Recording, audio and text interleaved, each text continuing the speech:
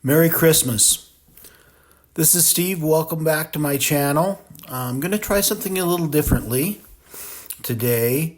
My unscripted monologues versus my scripted writing are quite different, and the writing is actually probably a little easier for you to understand. So I'd like to read something from my memoir, We Came Here to Be Happy. This is Chapter 10, Christmas.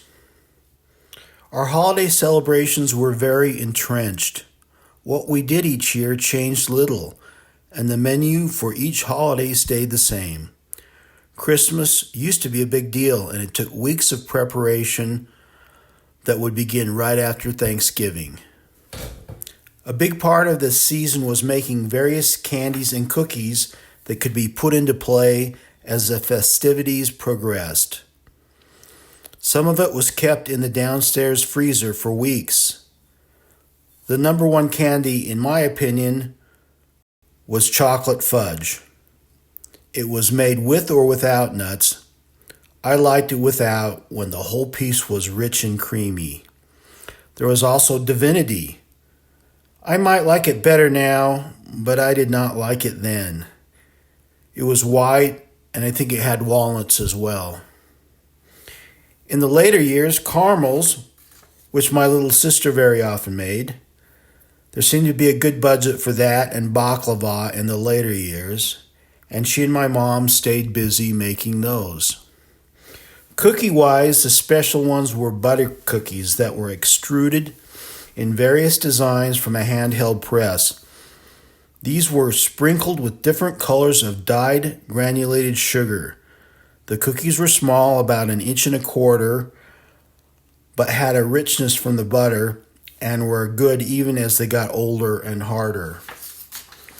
We also made chocolate chip cookies, which were made year-round.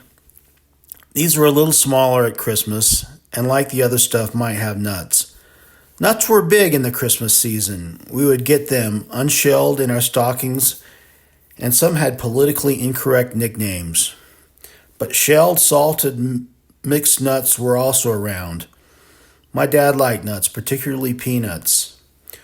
When we were young, we got a gift for everyone in the family. At some point in the 1980s, we went to a lottery system. We picked names out of a hat. Before, when you had 10 people, which included grandmas, it took doing and some time.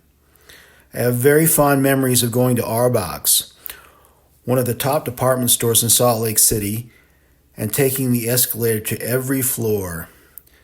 Downtown in the 1970s had a more intimate feel, especially along Broadway or 3rd South, where my dad's office was located in the Cliff Building. There were a variety of stores, theaters, and more people on the street, which made for a real shopping experience. ZCMI, the Mormon-owned department store, was at its best during the Christmas season in the old days before a mall was built around it. ZCMI is the acronym for Zion's Cooperative Mercantile Institution. It was established in 1868 by the LDS Church leader Brigham Young as a co-op to prevent price gouging of church members. It claimed to be America's first department store, went on to operate a chain of stores that was Salt Lake's predominant fashion force until the 1980s. It was sold in 1999, and after a series of name changes, is owned by Macy's. The days before Christmas are some of the few times you see executives out in the stores. They spend more money and take less time looking. My dad was no different. This was the time of the year they got their bonuses and bought big presents like cars. For most of the years, we would go to a Christmas Eve Mass, allowing for more time to celebrate the next day, though we did go on Christmas Day sometimes. On Christmas Eve, they had a 6 p.m. folk mass where someone played guitar, also a 9 p.m. normal mass that was the favorite as time went on. If I went to midnight mass, it was only once, and I don't remember. The best you could do was midnight mass at the Cathedral of the Madeleine. We had a tradition of opening one gift on Christmas Eve.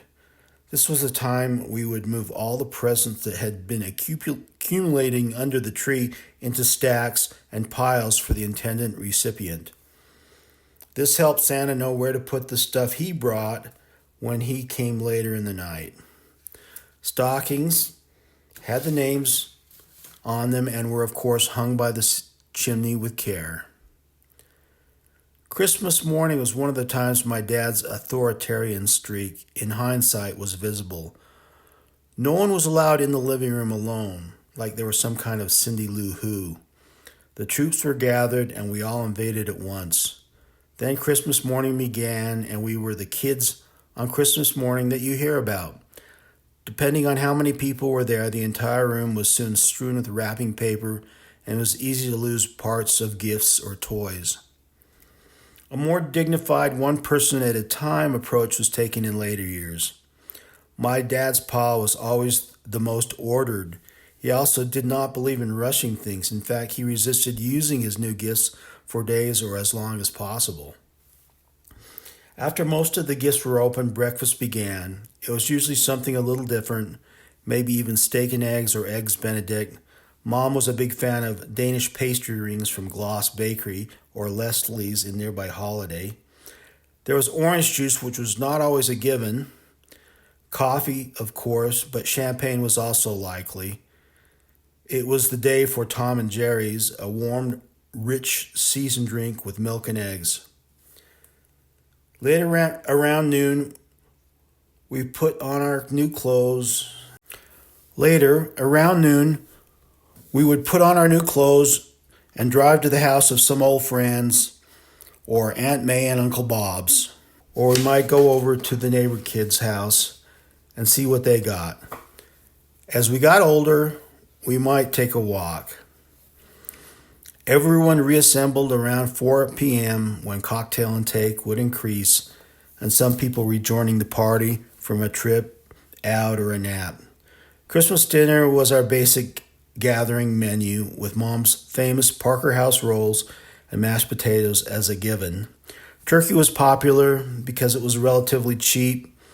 There was a very good chance of roast beef, even prime rib, pull-out pork or lamb as a possibility. Dessert was seasonal cookies and candies or pie. Cakes were reserved for birthdays. An important afterwards is that my older brother Tom, who's the middle of the 5 kids, has become a leading expert on Santa Claus and has written a very highly rated book on Santa Claus. So I guess Santa Claus did us okay. Thanks, and we'll see you soon.